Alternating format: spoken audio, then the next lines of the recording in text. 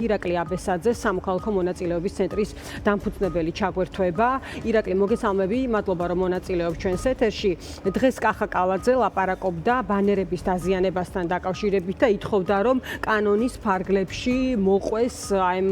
ფაქტს რეაგირება, რაც ნახეთ ჩვენ, ხო? აი რითი თქმა შეგიძლია ამაზე და კიდევ რა შეგიძლია მეტი უთხრა მაყურებელს ორმაგი სტანდარტის მორიგ მაგალითთან დაკავშირებით.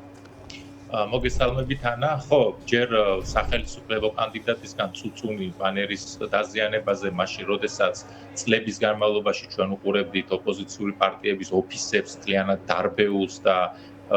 ფიზიკურ ძალადობას ოპოზიციონერ აქტივისტებზე და კანდიდატებზე და რეალურად არავინ დასჯილა, რა თქმა უნდა, პირდაპირ მაგალითია ორმაგი სტანდარტის, რა თქმა უნდა, სასაცილოა, რა თქმა უნდა, გებუაძის სილასავით არის დღეს კალაძის ეს წუწუნი, იმიტომ რომ არავის იქ ეს ბანერი რეალურად არც დაუზიანებია და არ ვიცი თუ გაწმენდა უდად გაწმინდონ, თუმცა მეორე არის თავად ეს ბანერები და ეს კონსტრუქციები, უпростоრად ასე ვიტყოდი, რამდენად კანონიერად აქვს თბილისის მოქმედ მერს განთავსებული ქალაქის კულტურული მემკვიდრეობის დამცავ ზონაში. მიუხედავად იმისა, რომ საქართველოს საარჩევნო კოდექსი ითვალისწინებს შესაძლებლობას, რომ სააგიტაციო მასალა შენობის მესაკუთრის თანხმობით საარჩევნო პერიოდში განთავსდეს, აქ იგულისხმება, რომ პლაკატები შეგვიძლია გავაკრათ იქ, სადაც ის საკრებულო საკრძალული არ აქვს, მაგრამ როდესაც საუბრობთ ეგრეთ წოდებულ ლაიტბოქსებზე და მსგავსი ტიპის ბანერებზე, ანუ კონსტრუქციის დამონტაჟებაზე, რომელზედაც შემდგომ ხდება სააგიტაციო მასალის დამაგრება, ანუ ისეთი ტიპის კონსტრუქციებზე, რომლებიც სანებართვო საქმიანობას ექვემდებარება, თუნდაც პირველი კლასით გამარტივებული ნებართვის გაცემაზე იყოს საუბარი არქიტექტურის სამსახურისგან, რა თქმა უნდა, ეს მათ მსგავსი ტიპის ნებართვა აუცილებლად უნდა მოეპოვებინათ და თუ კი ნახავთ თბილისის არქიტექტურის სამსახურის ოფიციალურ ვებ-გვერდს, სადაც ყველა განცხადება ელექტრონულად შედის, ანუ არ არსებობს ქაღალდის ტიპის განცხადება დღეს არქიტექტურის სამსახურში, ყველა განცხადება ონლაინ და ელექტრონულად იტვირთება, ჩვენ დავწუნდებით არანაირი განცხადება იქ გავსი ტიპის კონსტრუქციაზე, ლაიტბოქსების განთავსებაზე. ანუ მხოლოდ ამ ფორმას ითვალისწინებს ირაკლი, აი შესაძლოა ჩვენ ნახოთ პასუხი ამ უწყების მხრიდან, თქვენი პოსტი გარკვეული პერიოდის წინ დაიდოდა, რომ მე ნახა პასუხი, ამასაც მოუყვებოდი მაყურებელს აუცილებლად, ანუ სხვა ფორმა არ არის, თქვათ ამ საკითხის ასე ვთქვათ მოსაგვარებლად. მეორე, რომ საუბრობდეთ უბრალოდ პლაკატის გაკვრაზე, შენობაზე მიქვრაზე, რომელიც იღება შემდგომ როგორც ქალაქის იერსახის დამახინჯება, ამ შემთხვევაში საარჩევნო პერიოდში კანონი ამას ქალაქის იერსახის დამახინჯებად არ თვლის და შესაბამისად აძლევს საშუალებას საარჩევნო სუბიექტებს, რომ მათი პლაკატები განთავსდეს იქ, სადაც საკრებულო საკრძალული არ აქვს. მაგრამ როდესაც საუბრობთ კონსტრუქციის განთავსებაზე, რომელსაც ჭირდება არქიტექტურის სამსახურის თანხმობა და რომლის არარსებობაც უნებართვო მშენებლობად ითვლება, ანუ კიდევ ვიმეორებ ის ბანერი, რაზედაც დამაგრებულია სპეციალური კონსტრუქციაში და განათებით და ასე შემდეგ, მსგავსი ტიპის კონსტრუქციის განთავსება ნებართვის გარეშე არის უნებართვო მშენებლობა და არა ქალაქის იერსახის დამახინჯება, რომელიც ნაკლები მნიშვნელობის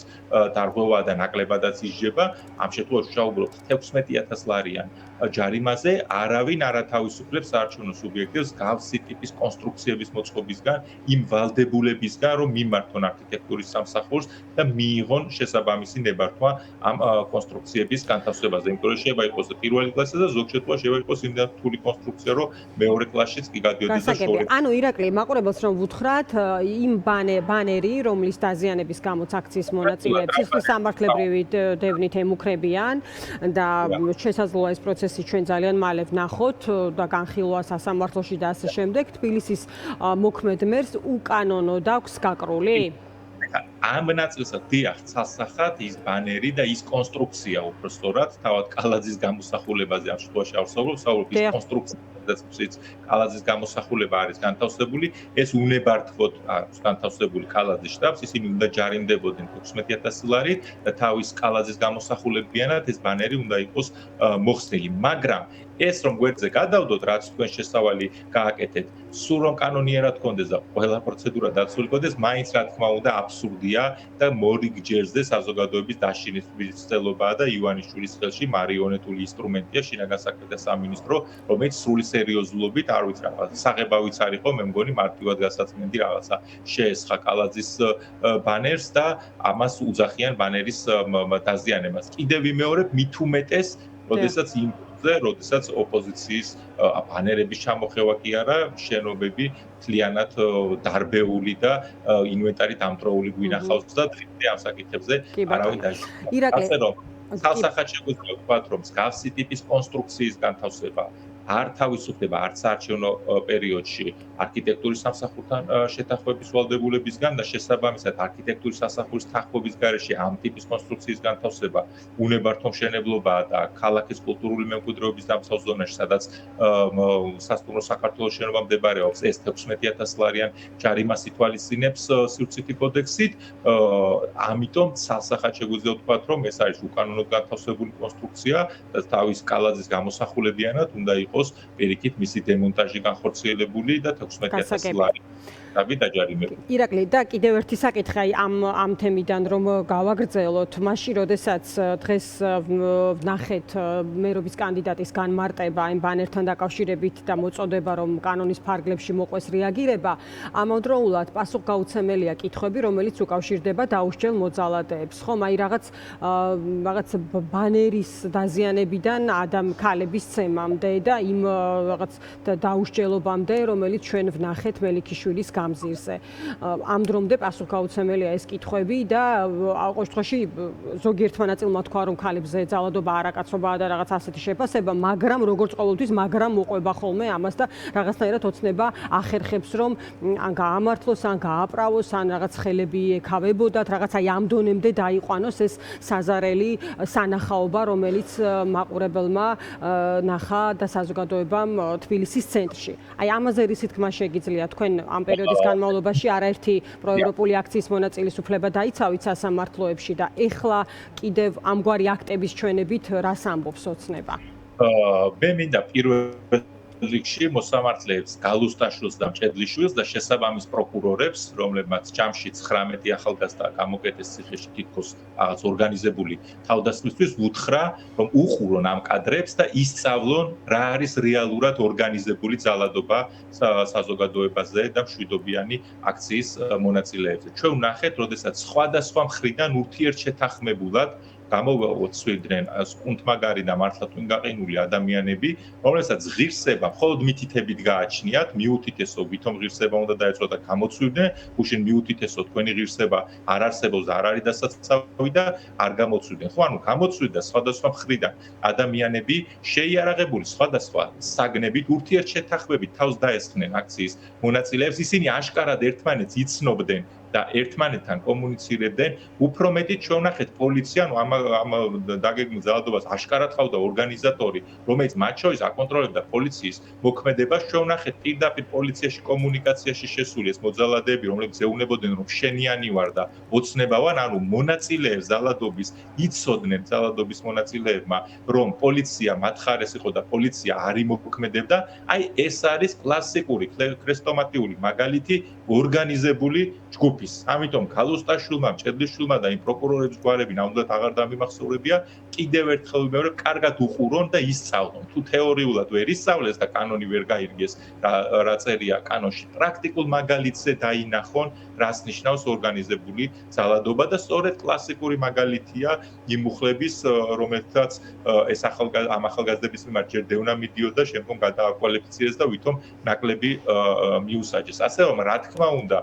რეჟიმის შეცვლის შემდგომ მსგავსი ტიპის ორგანიზებული თავდასხმა ადამიანების ჯანმრთელობაზე შესაძლებელია ვიღაცის სიცოცხლეს კი ემსხვერპლოს, ხო, როდესაც ასეთი მასობრივი ჩხუბი იწყება და 5 და 6 ადამიანი ერთ სრულ თავს და მათ შორის საგნების გამორყენები და თავში ურტყამენ ადამიანებს, ეს არის ძალიან მძიმე, მართლაც ორგანიზებული ჯგუფის მიერ ჩადენილი დანაშაული და რა თქმა უნდა ეს იქნება გამოძიებული. მანამდე საზოგადოებას კარგად ესმის, რომ საზოგადოების რეალურად თავდაცვა და დაცვა ეს არის ურთიერთსოლიდარობა და ყოველთვის ბევრი ადამიანი ქუჩაში, რაც გუშინდელმა დღემაც აჩვენა, რომ საზოგადოებას ეს კარგად გააზრებული და შეგნებული აქვს. ამიტომ რა თქმა უნდა, არც ამ ივანიშვილის პოლიციის, არც პროკურატურის, არც სასამართლოს იმედი არ გვაქვს, მაგრამ კიდევ ერთხელ ვიმეორებ, თუ მათ თეორიული ცოდნა არ გააჩნია და ფაქტია რომ არ გააჩნიათ და კვალიფიკაციის სერიოზული პრობლემა კიდევ ერთხელ ვიმეორებ უყურონ ამ კადრებს და ისწავლონ რა არის ორგანიზებული თავდასხმა. ეს იყო ორგანიზებული კი ბატონო, ირაკლი და ისე შერჩევით სამართალთან ერთად სამართალდამცავების რეაგირებაც რო შერჩევითია, გემახსოვრება 5 ივლისს ჯერ კიდევ ნაცემი ადამიანები რო გაყავდათ აი ველიდან თუ გახსოვს და არა ვთქვათ 5 ივლისს სამართალდამცავდნენ ადამიანს და ის ადამიანს არიდებდნენ და ფაქტიურად ასპარეზის გამოთავისუფლება ხდებოდა. ეხლა გუშინ დღესაც აი თუ ვინმე საცოდავად გამოიყურებოდა, მე არ ვიტყვი რომ ეცოდება, მაგრამ ნამდვილად საცოდავებად გამოიყურებოდნენ, ეს იყვნენ პირველ რიგში პოლიციელები. რომლესაც უნდა ეთმინათ თავში მოხვედრილი ბოთლი, მათ მიმართ გინება თუ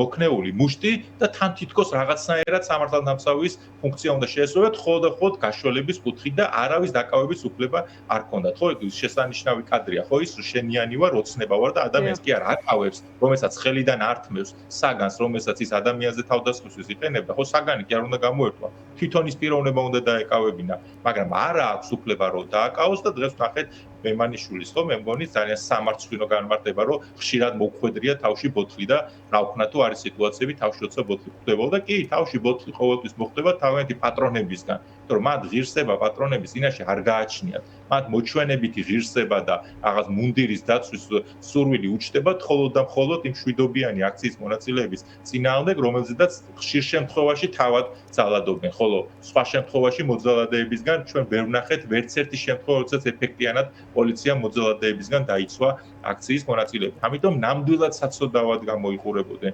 გუშინ და ნუ არ ვიცი ეს მათი არჩევანია, ნამდვილად ჭირდება ღირსების დაბრუნება ამ მნიშვნელოვან უწყებას.